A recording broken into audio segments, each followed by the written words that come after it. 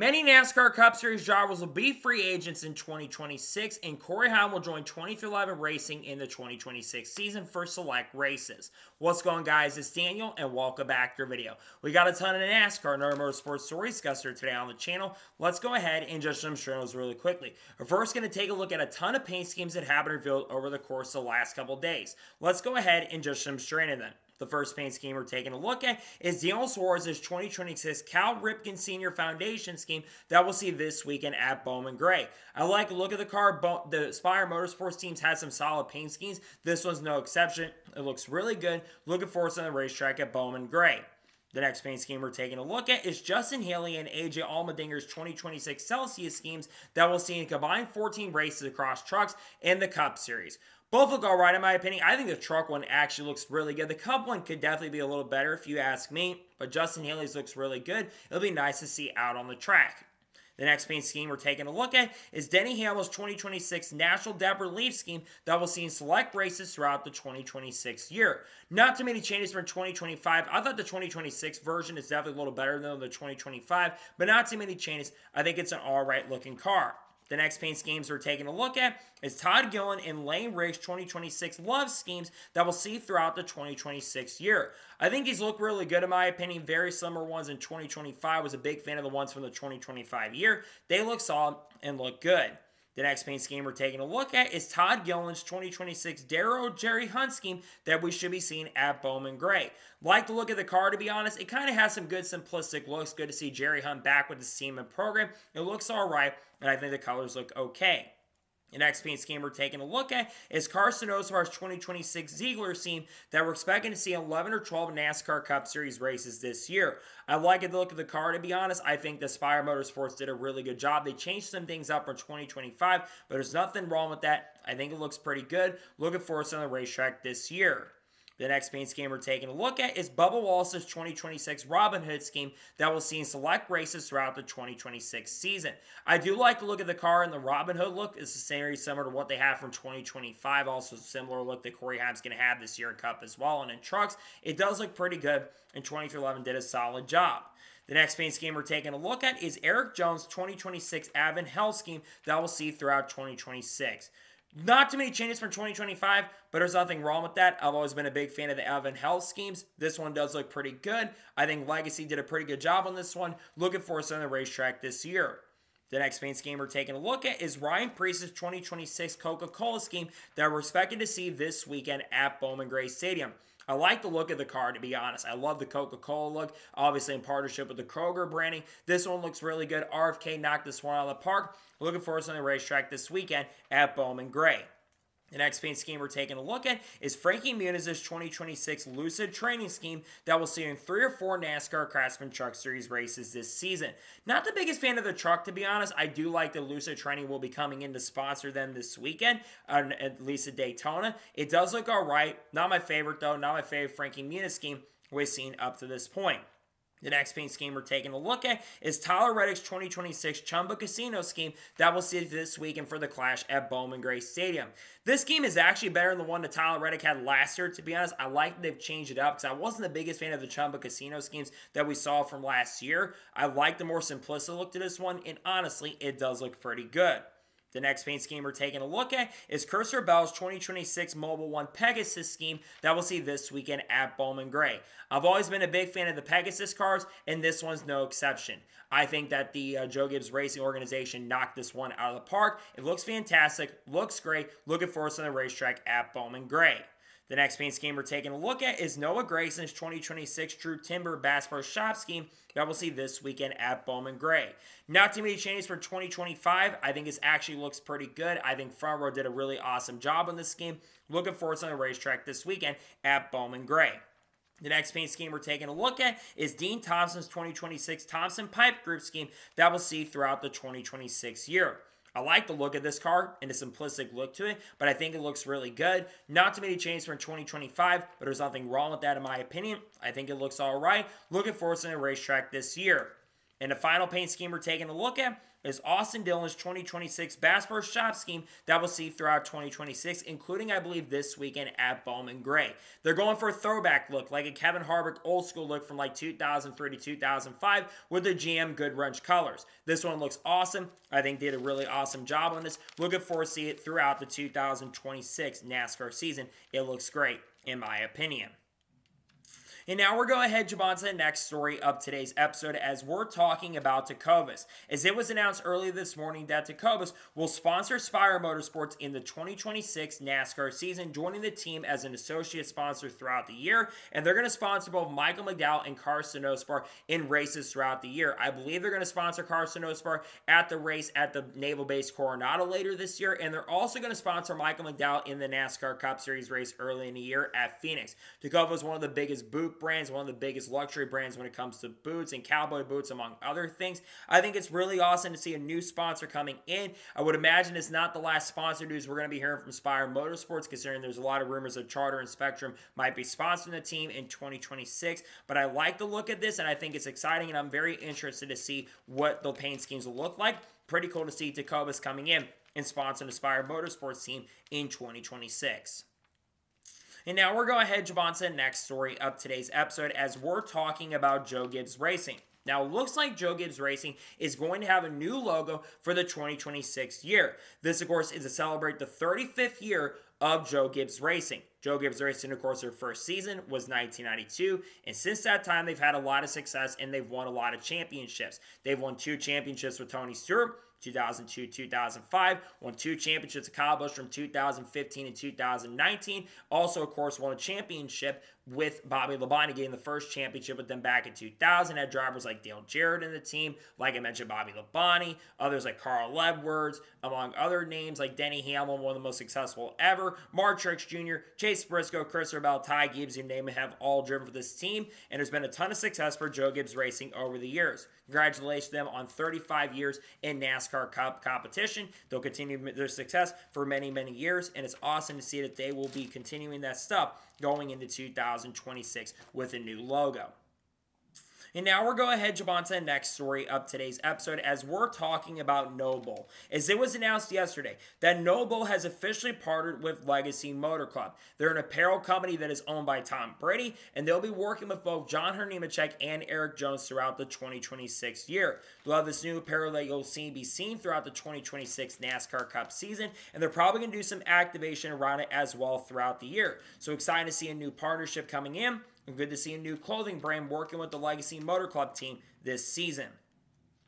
And now we're going to jump on to the next story of today's episode as we're talking about Rebel Bourbon. As it was announced yesterday that Rebel Bourbon will be returning to sponsor Kyle Busch in the 2026 NASCAR Cup season, and I believe they signed a multi-year extension with Richard Childress Racing. The first time we're going to see the Rebel Bourbon sponsorship will be early in the year at Circuit of the Americas. They're going to have new looking schemes throughout 2026 as well with different varieties and different brandings, and they're going to sponsor Kyle Busch, I think, probably likely for 4 or 5 races this season.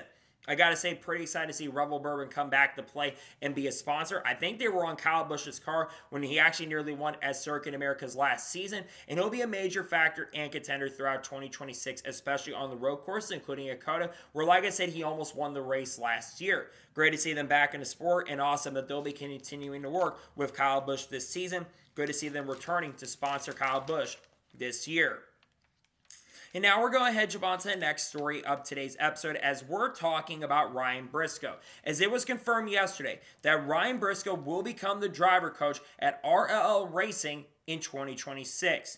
This is very significant news if you've been following the IndyCar silly season side of things, considering Ryan Briscoe in the last year or so was at Prema. We're going to talk about Prema here in just a short little bit. But this is a really big deal for RLL Racing. Ryan Briscoe is one of the most successful drivers in the last 20 years of IndyCar, won some major races over the years, drove for Team Penske for many, many years and many, many seasons. And like I mentioned before, there was a ton of success. And you look at Prema, for example, last year when they had Ryan Briscoe in there. That team got stronger and stronger as the season progressed and went on. And I believe both drivers, Callum Alla and Robert Schwartzman last year, were definitely in a good position. Because what Ryan Briscoe is going to go in there is going to help both all the drivers at the team That being, of course, all three of their drivers going into this season. They're all looking to be really strong and competitive and get some wins this upcoming year with the 45, the 30, and of course the 15 with Graham Rahal and other drivers in the program. So I'm excited for this for sure. I think Ryan Briscoe will do an awesome job. Glad to see him getting the chance and opportunity to be the driver coach for the team.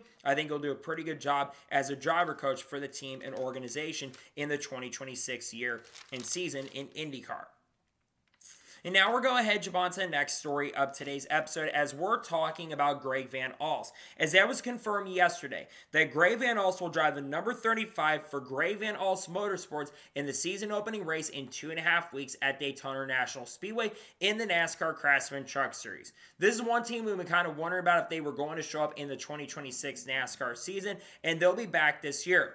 Now, they are not expected to run full-time in the NASCAR Craftsman Truck Series in 2026. They're going to probably do about half the schedule potentially, and they'll try to do what they can to be as competitive as possible. Greg Van Alst, of course, we know for winning that ARCA Menards opener back in 2023 or 2024 at Daytona, put together a great performance in that event and did show some flash of brilliance in the lower series. But unfortunately, he's also had a ton of bad luck in motorsports. The 35 truck does not have a ton of owner's points going in the event, so Greg Van Alst doing what he can to try to make this event on pace and speed. But there is going to be a lot of strong and really big competition in this race. But I do think the Super Speedway experience could be a big benefit for him to having a chance and opportunity to be fast and really, really competitive. So we'll see what Greg Van Alst can do at Daytona in the next couple of weeks. We'll see if he can make the field. I think he's got a solid shot and opportunity to show some good stuff. We'll see what it can do, and we'll see if Greg Van Alst will go out there and make the field in trucks, and we'll see how many races he also runs in the NASCAR Craftsman Truck Series in 2026. And now we're going ahead, jump on to the next story of today's episode as we're talking about Dale Earnhardt. As it was announced by Fox Sports and reported by Bob Parkers as well earlier today, that Fox Sports will be having a new documentary that will be happening on their channel right before the duels take place or after the duels officially conclude from Daytona in the next couple weeks. Now, this Dale Earnhardt documentary is going to be based on the unfortunate tragedy that happened 25 years ago. Unfortunately, 25 years ago, Dale Earnhardt sadly passed away from a crash on the last lap of the 2001 Daytona 500. Dale Earnhardt was trying to help both Michael Waltrip and Dale Jr. have a chance and opportunity to win the Daytona 500. He got loose on the white flag and hit the outside wall really, really hard. Since that time, unfortunately, and fortunately, safety has become a big, important thing in the sport. It was one of the darkest days in the sport's history. It's another Dale Earnhardt documentary that I think many people will be tuning in. Fox, say what you want to say. Generally, their documentaries have been really, really good, albeit their coverage hasn't been great. But I think this will actually be a really good thing that they're going to do, and I'm really interested to see what new details we get from it. We got a lot of new details from the old Earnhardt documentary that they did on Amazon last year, so I'm interested to see what new information we'll get from 25 years after. Maybe we'll learn some information that we didn't know at that time. And now we're going ahead, jump on to the next story of today's episode as we're talking about Jake Bollman. As it was announced early today that Jake Bollman will be joining Nitro Motorsports in the ARCA Menards Series in 2026 on a full-time basis, driving a number 20 for the team and organization. Over the course of the last couple of days, there's been a lot of rumors and a lot of rumblings that Jake Bollman more than likely was going to be with this organization in the 2026 year. I think it was first reported by NASCAR Central, and the new Daily Downforce account, I believe, also might have reported on this story as well. But Jake Bollman is a driver who, of course, ran full-time in the ARCA West Series last year with the McAnally organization. Of course, Haley Deegan has taken over one of the seats, and Mason Massey's taken over the other ride, taking the 19. Jake Bollman is someone, in my opinion, that does have a ton of potential, but he also does bring some sponsorship and funding to the table, which is a major reason why he's getting this chance and opportunity in the first place to be with this team and organization.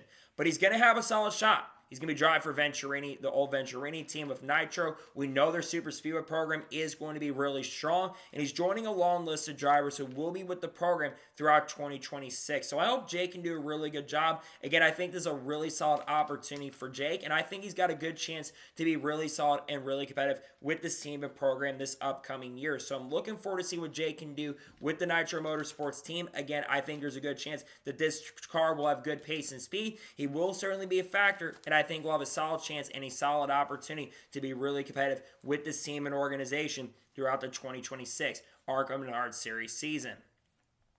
And now we're going to head on to the next story of today's episode as we're talking about Preston Pardus. As it was announced earlier today that Preston Pardus will be returning to the O'Reilly Auto Parts Series for select races in 2026. He'll once again drive for his family's organization known as Pardus Racing in 2026 and will drive the number 50. Now, in the press release earlier today, he did not disclose what races he is going to run. More than likely, if I had to guess, he's probably going to do all the road course races this year. He'll likely do Circuit of the Americas. He'll probably do the Naval Base, a race at San Diego. He also may do Martinsville as well. That's a race that I've seen Preston Pardus run, especially with the MX-5 Cup. And he also, I think, will be competing in the MX-5 Cup throughout the year as well, by the way. But I think he'll do some other races outside of the road courses. But I think the main focus is going to be road courses. That's where Preston Pardus' bread and butter is. And I think Preston Pardus is a pretty solid road course guy. And say what you want to say about the 50 team. I know they've had issues with qualifying him for races.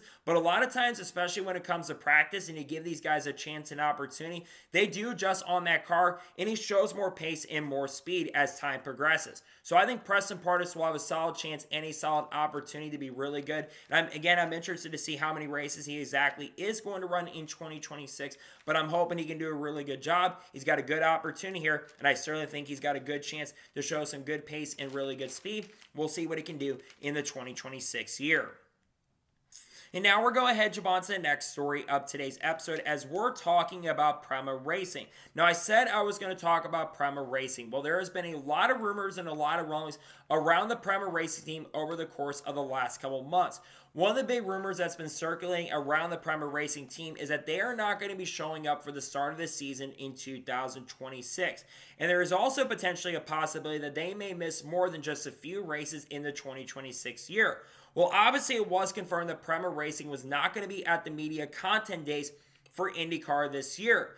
And it sounds like, according to reports from Marshall Pruitt and even David Lane has kind of talked about this as well, it sounds more than likely that Prema Racing will not be showing up to the St. Petersburg Grand Prix in 2026. It sounds like the first time we may see them, if they get things sorted out and figured out, the first time we may see the Prema Racing team in IndyCar may not be until we get to the Grand Prix of Long Beach in late March going into early April. This is definitely some unfortunate news, but there's been a lot of turmoil going on with the Prema Racing organization, and with them being the only full-time team that doesn't have a charter, they don't have to show up for those specific races. Otherwise, if they were a charter team, they'd have to figure it out, and someone would have to come in and take the ownership for that team to show up for every single event. It's unfortunate because both Kalamala and Robert Schwartzman last year in 2026 both showed a lot of flashes of brilliance and showed some really strong pace and really good speed throughout the year. Robert Schwartzman, of course, pulled off an incredible upset to win the pole for the Indy 500. The first one to win the pole that came from like Formula One or premise in like 1983, I'm pretty sure. And of course, Prema Racing is a team that I think got better as the season went on. But unfortunately, like I mentioned, there was a lot of turmoil that happened in the program. And of course, one of the old owners left the team. So I hope they get figured out so they can be out at the racetrack. Unfortunately, I've got a bad feeling they're not going to be out the track, and it would suck to see that. We'll see what happens and if they can figure things out. But like I said, I do have a bad feeling that things are not going in the right direction. I'm worried that Prema Racing may or may not be on the track at all this year, and they may get sold off to another bidder going into the upcoming season, and especially for 2027 as well. And now we're going to head on to the next story of today's episode as we're talking about Leland Honeyman Jr. As it was confirmed on early Monday morning that Leland Honeyman Jr. will be joining Nitro Motorsports in 2026. However, it will not be on a full-time basis this year like we originally thought. Instead, it will be only a part-time basis in 2026 as he'll drive the number 15 on a part-time basis. If I remember correctly, I believe that this organization, Nitro Motorsports, announced that the initial plans for Leland Honeyman Jr. this season was that he was going to be running full-time in the ARCA Menards Series for this team and organization. And considering he did drive for the Cope Racing family team in a lot of races last year and was teammates with Thomas, we all kind of thought he'd be full-time with this team. Unfortunately, from what I've kind of heard, there might have been some funding issues and some sponsorship issues which kind of caused things to kind of go a little bit awry on that front. And I think that is incredibly unfortunate that Leland couldn't go full-time. Do I think Leland Honeyman Jr. is the next big superstar? No. But I think he's a solid enough driver. And he showed that in some of the races with Venturini Motorsports last year. And I think there was some of that promise and potential that someone could have. And it's a shame to see that he's not full-time. And I'll be real and honest, I think Leland Honeyman Jr. is a better driver than Jake Bollman personally. So I'd rather give Leland Honeyman Jr. a chance in that 20 instead of Jake Bollman. But I kind of understand why they decided to go the direction because like I mentioned before, I think Jake Bollman is bringing a little bit more sponsorship and funding to the table. I just really hope he can do a really good job this season and show some good pace and speed with this program. Again, I'm confident that he is going to have some good runs. I'm not denying that. I'm just not sure because I think Leland deserves to begin to be full-time in this series this year, and it's a shame it's not happening, unfortunately. But again, funding and sponsorship played a major part, a major role in that, and it sucks to see that a little bit. We'll see what happens with Leland, see what he can do this year. I think he's got a shot to potentially win a race. We'll see if he can do that with this team and organization in the 2026 ARCA Menard Series season, at least on a part-time basis. And now we're going ahead, jump on to the next story of today's episode as we're talking about Stewart Friesen. Now, I kind of covered the story on the channel a couple weeks back, right at the beginning of the year, but Stewart Friesen did confirm, speaking to NASCAR.com at that point, that he has been cleared and will be racing in the opener and racing full-time once again in the NASCAR Craftsman Truck Series in 2026. In an interview that was released by Bob Pockers, I believe from earlier today or yesterday, Stewart Friesen says that he is ready for Daytona. He says that the tests he did with NASCAR, some of the tests that were off base and didn't have the media there, he basically said that the test actually went very, very well and is looking forward to get back behind the wheel at Daytona. Like I mentioned before, Stewart Friesen will drive the number 52 truck, the Flash truck, the full-time truck that he's had for a while, and a truck that he ran for most of the time. Obviously, Stewart Friesen was involved in a very, very scary crash during, I believe, about near the end of the regular season for the Truck Series. Of course, last year he did pick up a win at Michigan International Speedway and was originally in the playoffs at that point. But unfortunately, racing a modified up in Canada, I think it was in Quebec or maybe Ontario, I'm pretty sure, he was involved in a very bad wreck where he hit the outside wall, ended up flipping upside down. Someone careened him and unfortunately had a fractured pelvis. I think he broke a femur and broke multiple parts in his body and was paralyzed at least for a little bit. But Stewart Friesen has been on the recovery process and now will get the chance and opportunity to be back racing in trucks this year. Obviously, what are the expectations for Stewart coming back this season? Look, I am definitely very excited to see that Stewart Friesen is back in the Truck Series and racing once again. But I am a little worried about Stewart, at least at the beginning of the year.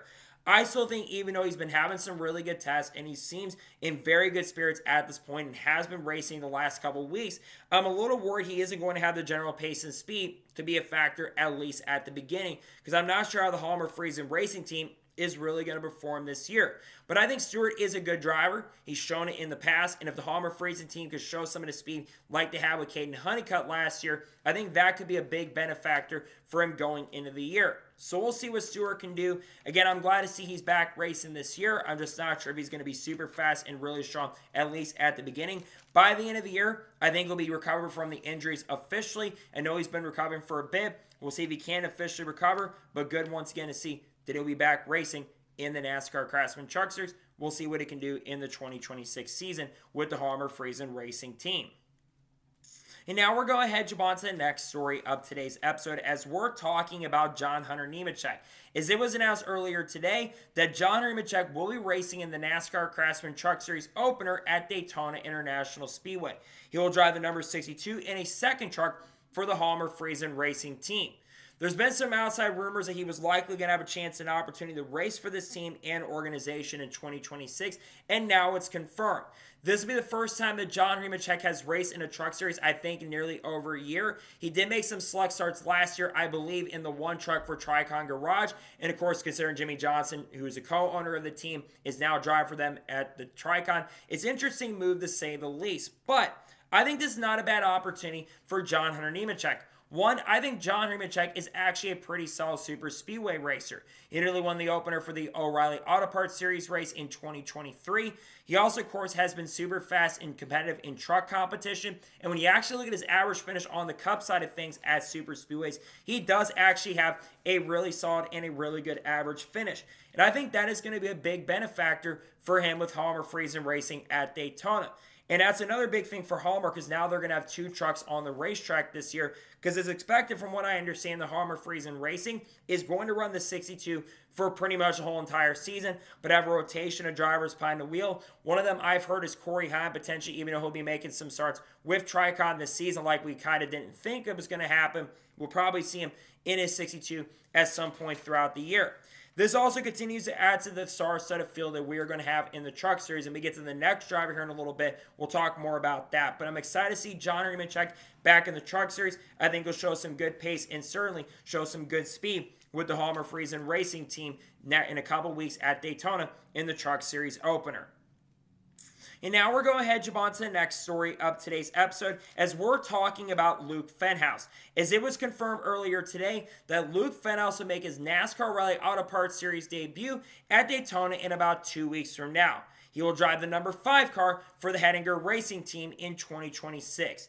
This right now, as of this moment, is the only race that Luke Fenhaus has scheduled for 2026, but I would imagine that Luke Fenhaus is going to make more starts with this team throughout 2026. But this is a really exciting opportunity for Luke Fenhaus going into the opener. One, he's getting a shot and opportunity to race in the O'Reilly Auto Parts Series.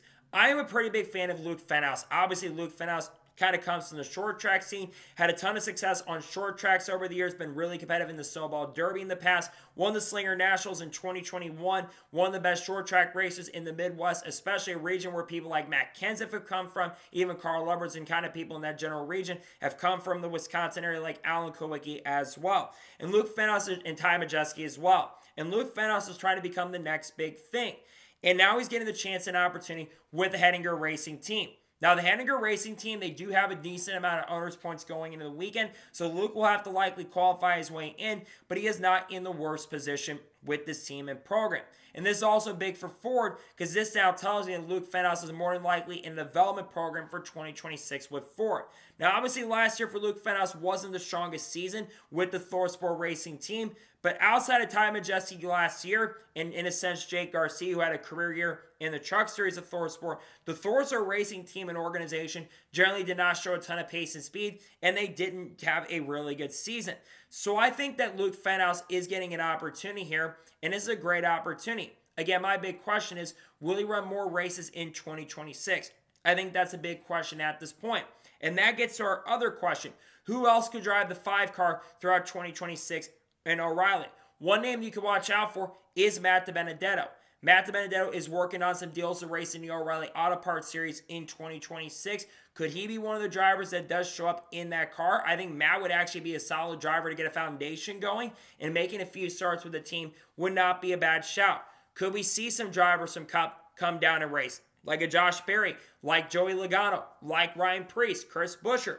Other guys like Josh Berry, for example, could they end up driving for the Henninger Racing Team? I think that is certainly possible. But I do think that Luke Fenhaus, like I said, is a solid driver. He'll probably show some good pace and speed. And I think it's a great move to bring someone in like him who does have the promise and certainly has the potential. We'll see what he can do, and we'll see if Luke Fenhaus can show some really good things with this team and organization with Henninger Racing this upcoming in the next 2 weeks with the 5 team at Daytona coming up really, really soon. And now we're going to jump on to the next story of today's episode as we're talking about Corey LaJoie. Now, I talked about the story on the channel yesterday, but it was confirmed yesterday night that Corey LaJoie will race the number 75 for Henderson Motorsports in the NASCAR Craftsman Truck Series opener in a couple weeks at Daytona International Speedway. This is definitely a little bit of a surprising move, but when the rumors began to circulate that he was likely going to drive for Henderson Motorsports, I kind of thought, okay, this is most likely going to end up happening. This is going to be a really strong opportunity for Corey LaJoie. Now, the big question is, will they be switching manufacturers in 2026 or staying with Chevrolet? Because reminder, Corey LaJoie is going to have a very busy weekend during that time because he'll be attempting to qualify for the Daytona 500 with RFK Racing and the number 99 machine. That, of course, is a Ford. And my question is Henderson Motorsports switching over to Ford for 2026 in the races that they are going to run? Or are they going to switch or stay with Chevrolet in 2026 and Corey is not under the Ford banner? Because Corey LaJoie is a reserve driver for RFK, which is a big reason why he's driving for the number 6 car this weekend at the Clash in Bowman Gray, pending the weather, which of course could be a factor this weekend at Bowman Gray Stadium. But this is a really good opportunity for Corey. I think Corey LaJoie is a really solid super speedway racer, and when you look at his numbers from 2025, especially with Spire Motorsports, he had a lot of really strong numbers. I think in the 10 or 11 race that he ran, he had 6 or 7 top 10s, had multiple top 5s, and nearly won a few races in truck competition in 2025. And on top of that as well, he's getting a good opportunity with this team because Henderson Motorsports, reminder, they technically won the race at Daytona last year with Parker Kligerman. But unfortunately, a few hours after the race concluded, they got disqualified from the event. They tried to appeal it, and they unfortunately lost that appeal.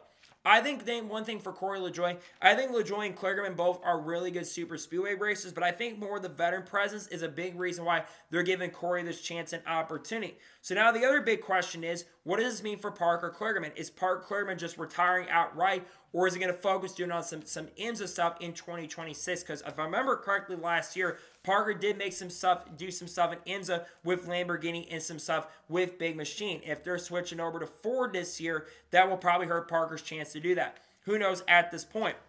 But Corey LaJoie joins a star-studded list of drivers running the Truck Series race. I mentioned already John Nemechek with Stewart Friesen Racing. You've got Michael McDowell driving the number 7. You got Tony Stewart driving the number 25. Travis Pastrana driving the number 42 for Nice. You've got Ricky Stenhouse Jr. driving the number 45 for Nice Motorsports, making his NASCAR Craftsman Truck Series debut. And you got other big names that might end up showing up, like a Carson Hocevar, for example, who might be running the O'Reilly Auto Parts Series at race as well with the Young's Motorsports team. It is a very stacked field in addition to some of the other big names in the field, like, of course, Brendan Butterbean Queen, Justin Haley, among other big names like Lane Reyes, Chandler Smith, Christian Neckes, who knows, like Daniel Hemrick and other big names like Tyler Ankrum as well, and Grant Enfinger. But I think LaJoie will be a factor, and certainly I think I'll have a good chance and a strong opportunity to be competitive with the Henderson Motorsports team at Daytona coming up here very, very soon. And now we're going ahead and jump on to the next story of today's episode as we're talking about Andres Perez. As it was confirmed earlier today that Andres Perez will be returning to Nice Motorsports in the NASCAR Craftsman Truck Series in 2026. He will drive the number 44 truck full-time. Wally Rogers is going to be the crew chief on that truck this year. And Acceptance Insurance will be the anchor sponsor on that truck in 2026.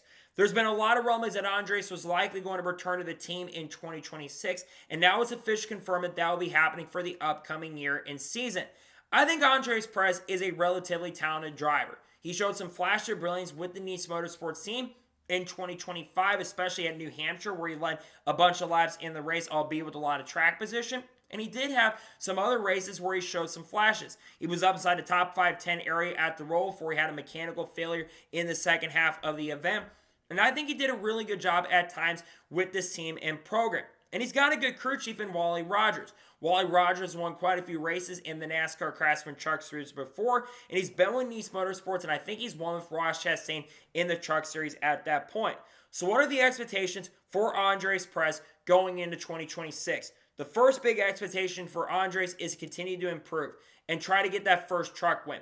I get the 44 truck has not won a Truck Series race in a very long time, but I think the goal is to go out there and try to win a race. Now, that is going to be very difficult with all the competition that is going to be out there. And while I think Nice Motorsports is a solid organization, not many drivers have won for Nice Motorsports. In fact, I think only 3 drivers historically have gone to victory lane with the team.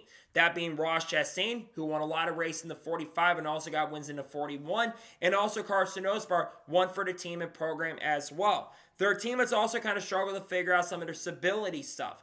And that's the big thing that I kind of worry about for Andres is if the sponsorship kind of dries up, could he end up getting booted? I think that's one thing, big thing to watch out for going into this season. And now you look at a lot of the drivers in the Nice Motorsports lineup. Obviously, you do have the 41. That's going to be split between Ross Chastain, Ricky Stenhouse Jr., who will drive actually the 45, and then, of course, you will have the other truck that Landon Lewis is going to drive.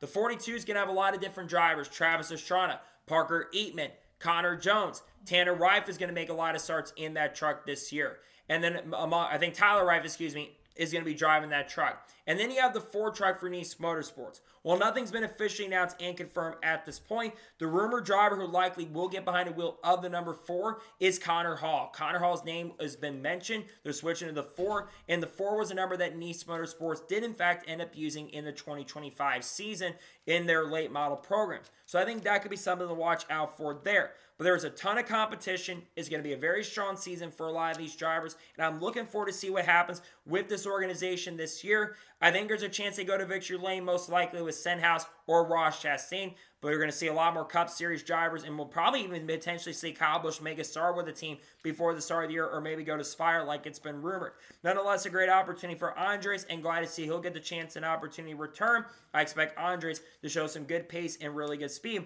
with the Nice Motorsports organization in the 2026 NASCAR truck season. Looking forward to see what it can do this year.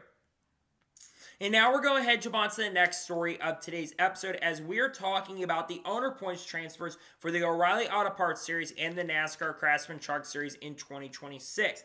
Now, there's a lot of big things to know in regards to potential new teams that might be entering, and teams that may be actually entering extra cars throughout the 2026 year.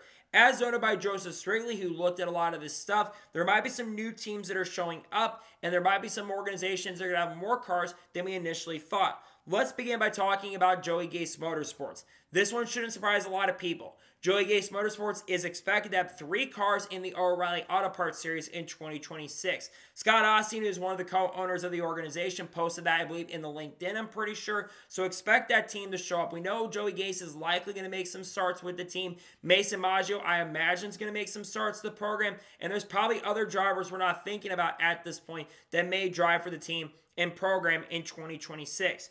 Moving on, let's talk about the Sigma Performance Services. They may have 2 cars on the track in the O'Reilly Auto Parts Series this year.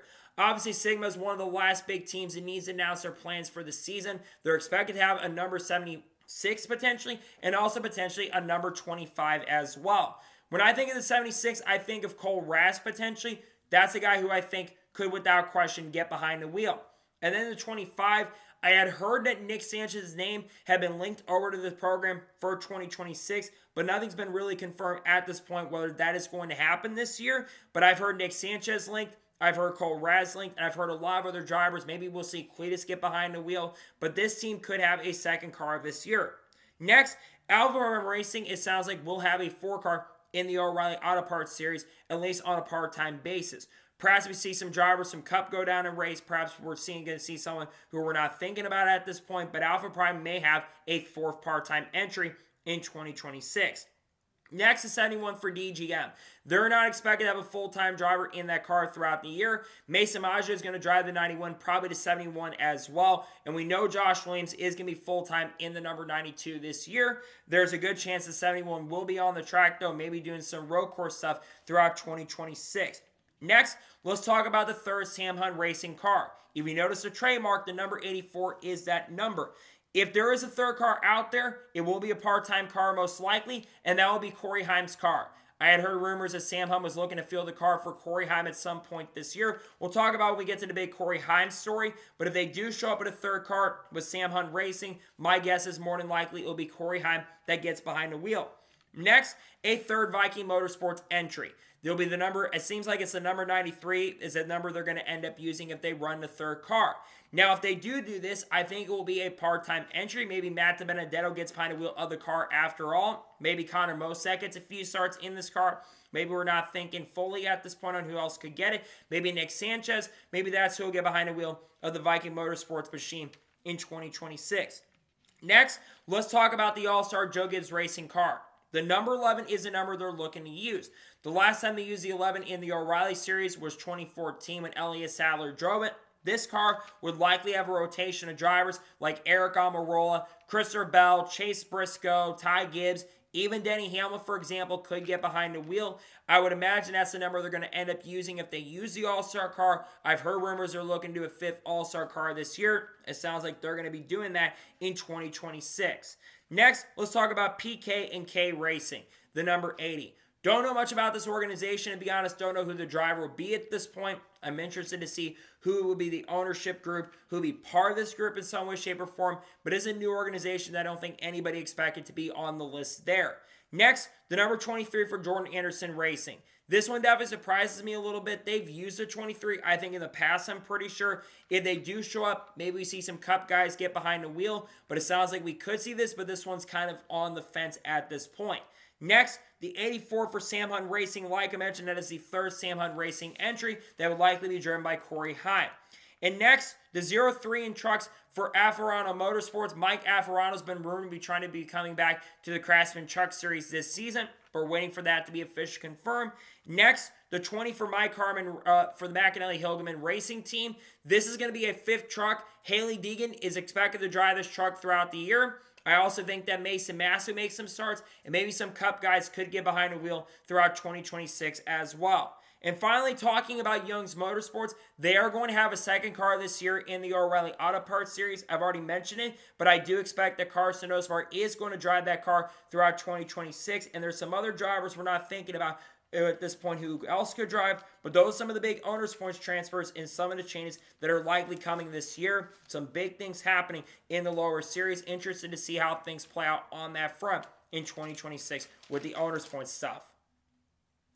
And now we're going to jump on to the first of 3 major stories in today's episode as we're talking about the Charlotte Roval. Now, this is a story that broke yesterday we talked about on the channel, but it was confirmed and reported by Jordan Bianchi yesterday morning that the Charlotte Roval is not expected to return on the NASCAR schedule in 2026. Instead, they'll be transitioning away from the Charlotte Roval and going back to the Charlotte Oval in 2026. And it will just not be for the NASCAR Cup Series as reported by Jordan Bianchi. It will be for all 3 series, meaning that the Cup Series, the O'Reilly Auto Parts Series, and the NASCAR Craftsman Truck Series will all race on the Oval for the fall Charlotte event. Most likely, the lengths have not been confirmed also, but I imagine for the O'Reilly Auto Parts race, it is going to be a 300-mile race. That's the standardized that the O'Reilly Series has ran on most of their 1.5-mile tracks. They've had exceptions, but it's probably going to be a 300-mile event. For the Craftsman Truck Series, they usually run 200-mile events at the track, so under 34 laps. I would expect that to be the length of the event. And for the Cup Series, well, I think 500 miles would make a lot of sense to once again go back to the Bank of America 500. More than likely, they're going to call the Bank of America 400 and go down to 400 miles because most of the mile and a half have gone away from 500 miles and gone to 400-mile events in recent years. Now, this news, and when it was confirmed, it was definitely a big surprise to a lot of people, but there was rumors and speculation that this is something that was on the table for 2026.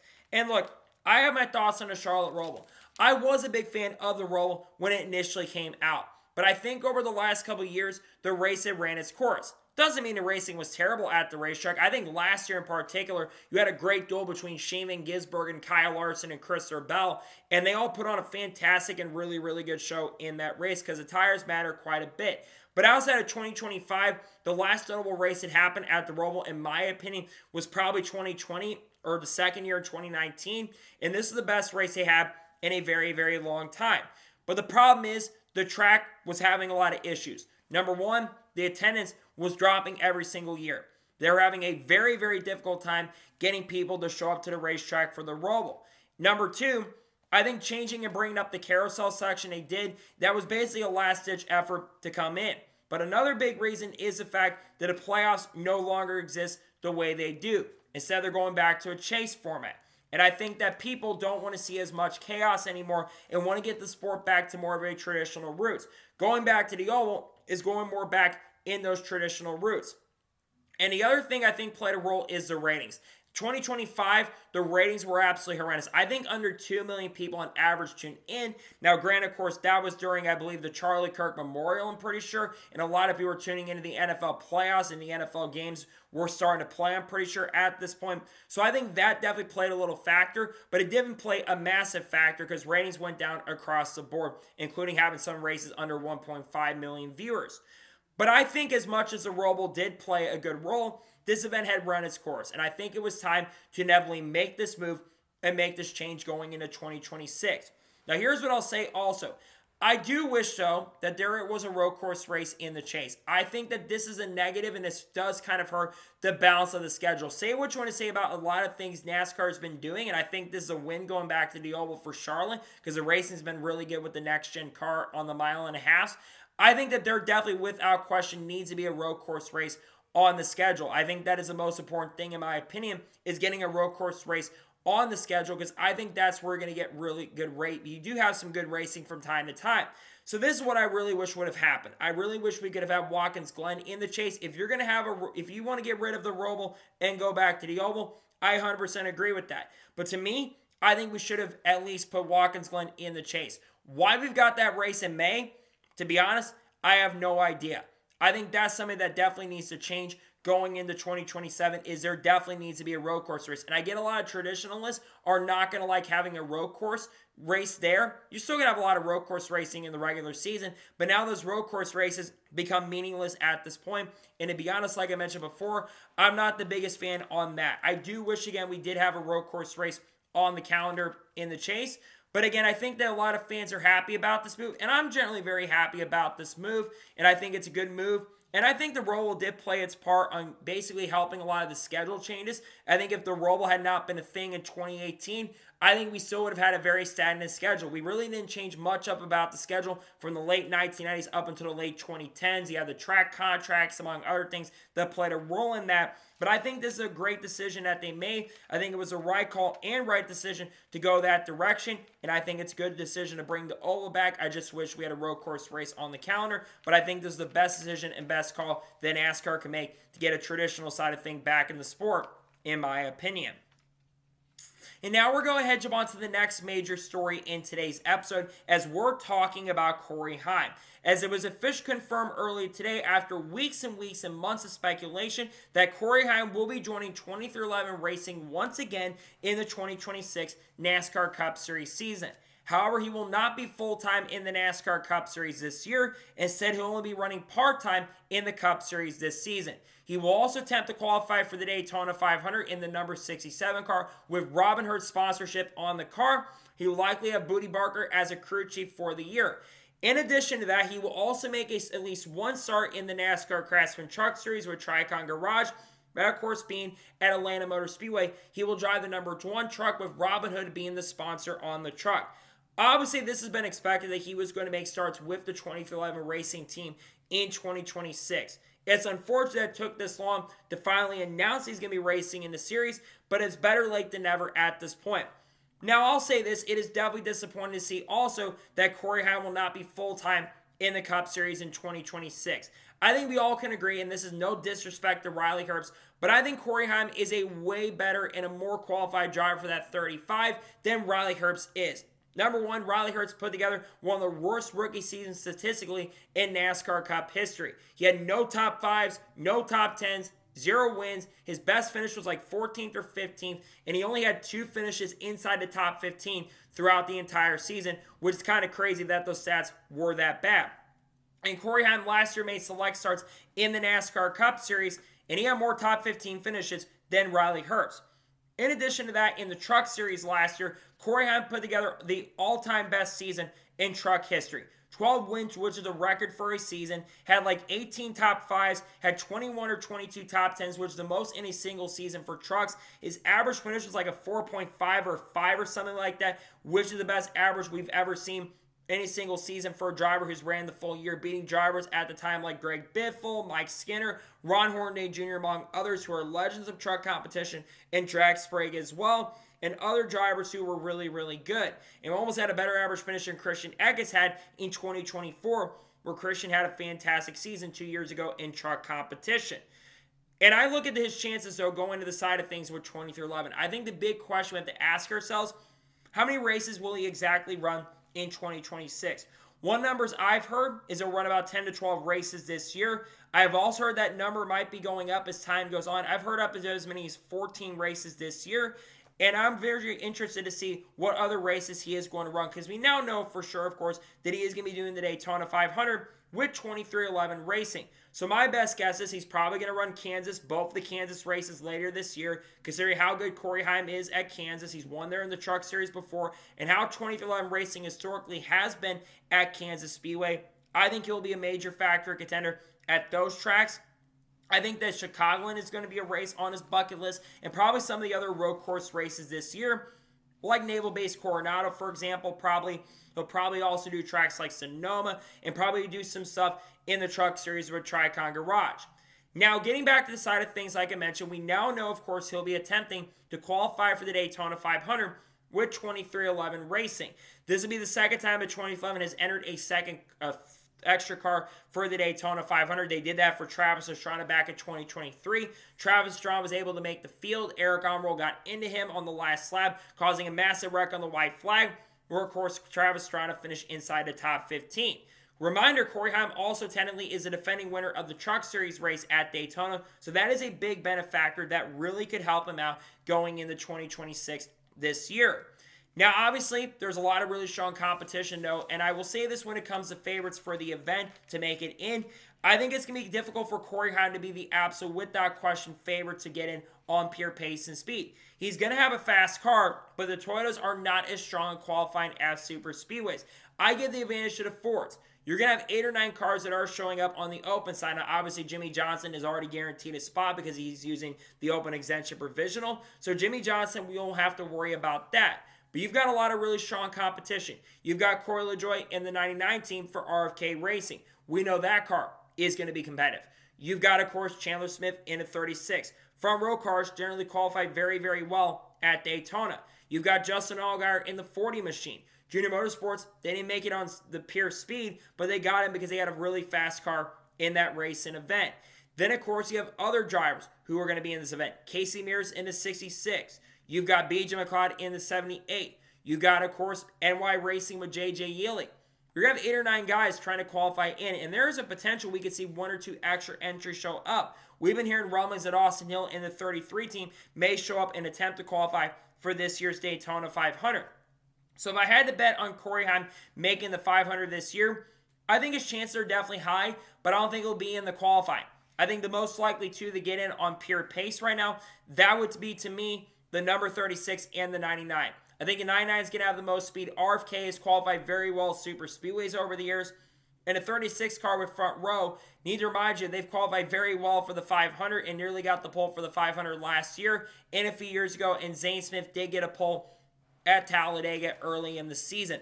So I think Heim, though, has a really strong chance and a very good opportunity. And I think he's going to have certainly a very fast and really strong car when we do get to Daytona this year. I think it'll be a major factor. I expect him to be really good this year, and I'm excited to see what Corey Heim can do because, like I said, I think the 67 car will show some good pace and speed. Also glad he's going to do some stuff with Tricon this year, and we'll get the opportunity and chance to race. Looking forward to see what he can do in the 2026 season with 2311 Racing. And now we're going to jump on to the final major story in today's episode as we're talking a little bit of NASCAR silly season.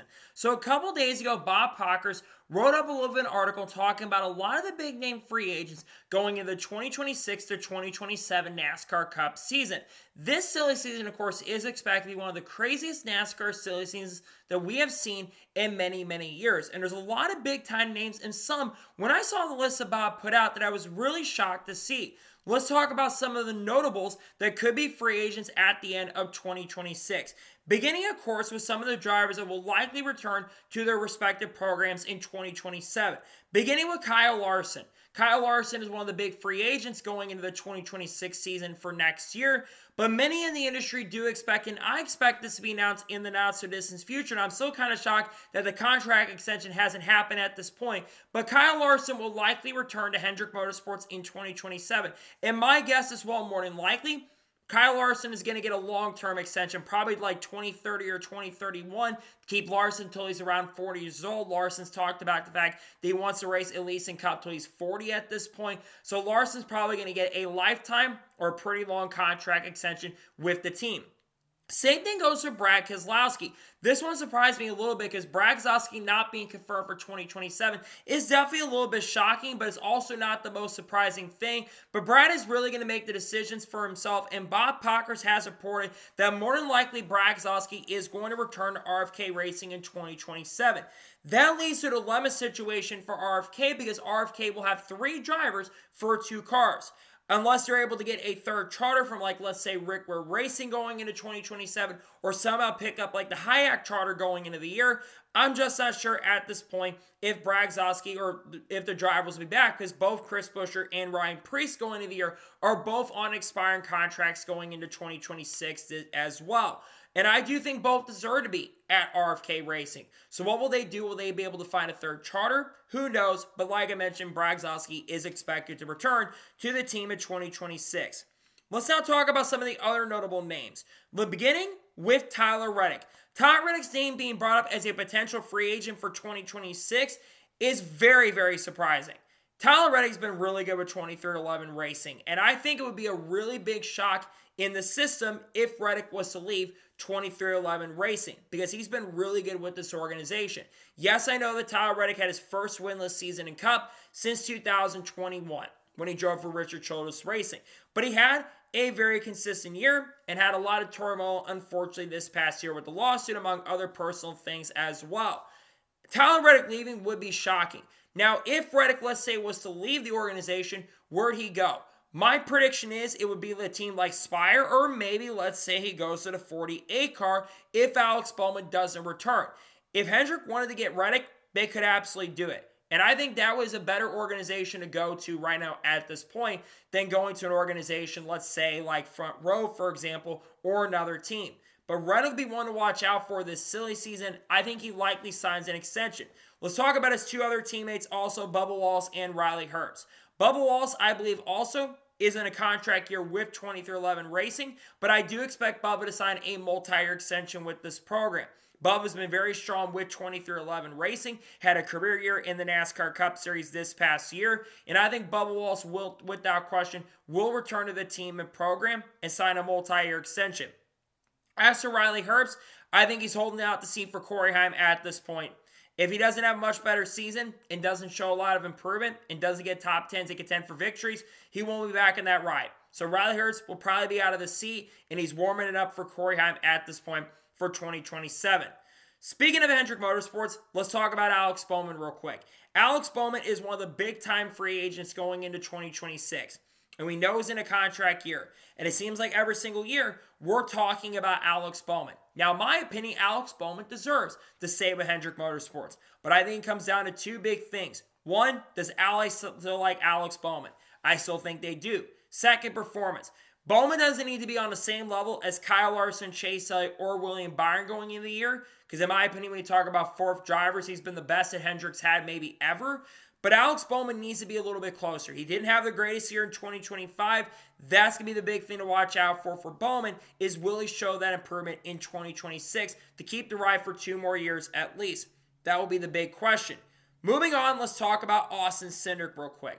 Austin Cindric, he's a big-time free agent going into the year. He needs to be closer to both Brian Blaney and Joey Logano. I know Logano's been off a little bit, but Logano's a 3-time champion. Ryan Blaney also has a Cup championship. Austin Cindric's best season is still his rookie year. We're going into year 5. We really need to see improvement from Austin Cindric, because otherwise Austin Cindric more than likely is going to lose his seat and lose his ride if he doesn't step up to the plate and have a much better year in season. And same thing goes for Daniel Suarez as well as Spire. Daniel Suarez is a big-time free agent going into the year if he doesn't have a great season. And I think he needs to just have an amazing year, just go out guns blazing and run well with Spire. My biggest concern is crew chief Ryan Sparks. I think Suarez is a better driver than Ryan Sparks is a crew chief. I just really hope things can be better there for Suarez. But the last 2 drivers have finished outside the top 30 in points, that being Corey LaJoie and Justin Haley, which could be a big concern. Then you have Michael McDowell, who could retire at the end of the season, potentially. There's been rumors circulating about this. He may not be back after this year. I've heard Stenhouse's name mentioned for the 71 car, potentially. So keep an eye on that with Stenhouse if Hayek lose their charter. Moving on, Noah Gregson's another big-time one to watch out for. You have Lane Riggs and Chandler Smith who are waiting in the wings. Chandler's making his first Cup Series start attempt at Daytona. So keep an eye update on that. And then let's, of course, real quick talk about Eric Jones and Jonathan Nemechek. Both are expected to return to their respective programs this year. Which leaves finally the last big one, Kyle Busch. Kyle Busch is right now not signed past 2026. And speaking about Pockers, he says he will know his decision by May. Very similar to last year, where he waited till May around the Coke 600 weekend to make his official decision. So if he doesn't like where he's at with RCR, he can figure out what to do going into 2027. If you want my prediction with Kyle Busch, he does not return to RCR in 2027. My question is, where does he go? He could go to Spire Motorsports. The 7 car will be available potentially if Suarez struggles a bit. There's also the 48 for Hendrick Motorsports if Bourbon has a bad year. Could there be like a stopgap year, for example, to try to give drivers like Raja Karuf, for example, or maybe Corey Day some time to get up to speed? I think that is certainly possible. The 4 for Front Row would not be a bad option. I think Kyle Busch is better than Noah Gragson. I think front row would really benefit quite well. And then you have the 2-car for Team Penske. I think that would be a great option for Kyle Busch. I know that Logano and Busch don't like working together very well, but they may have to next year if the 2 cars available. Plus, it could lead to Kyle Busch having a chance and opportunity to run in the Indy 500, considering Kyle Busch wants to return. I think there's a good chance, though, because this is the last year for Kyle in that RCR team. He may not be back with the program after 2026 at this point. So, that's for today's Law NASCAR news and motorsports news episode. I want to thank you guys for watching. Please subscribe to the channel, notifications on, so if I win a video, it does go live on my channel. Follow me on Twitter, Facebook, and Instagram, and support me on Patreon as well. Let's go below that and comment your thoughts below on today's video. What are your thoughts about the stories, and who do you think Kyle Busch will actually return to RCR? Let me know your thoughts in the comments below. And what are your thoughts about Corey Heim joining 2011 Racing in select races this season? Let me know your thoughts in the comments below. If there's any other major news that breaks later today, we'll discuss it live on the channel. As of now for tomorrow, of course, depends on the weather. We should have the race picks for the Cookout Clash at Bowman Gray. We're also going to have the paint scheme video dropping as well. Then on Friday, we should have a NASCAR news video dropping. And if the races do happen this weekend or if they get condensed, we'll talk about it and discuss it on the channel with the Clash. Got a lot of content coming up. People like Haley Deegan, Shaman Gisberg, and Carl Edwards, Kurt Busch, Kyle Busch, Bo Loss, Ross Chastain, Charlotte Chris, Sam Air, Frankie Muniz, Cletus Afon, Dodge Ram, Greg Biffle, Brad Keselowski, Tony Stewart, Casey King, Connor Zills, Junior Motorsports, Daniel Suarez, Red Bull, among other things like Chase Elliott, Chase Briscoe, and other stuff like Hedinger Racing, SPS, and other stuff like that too, and Eric Almirola. So anyways, like I said, I want to thank you guys for watching today's episode. I'll see you guys next time for more great, awesome NASCAR content and other motorsports content on the channel like this. Take care, everybody.